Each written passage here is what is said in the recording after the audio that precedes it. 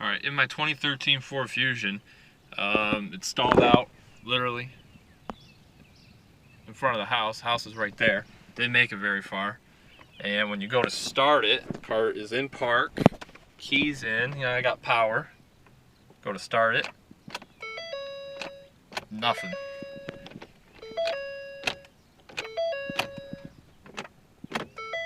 Doesn't crank over. Try it in neutral maybe. Car's in neutral.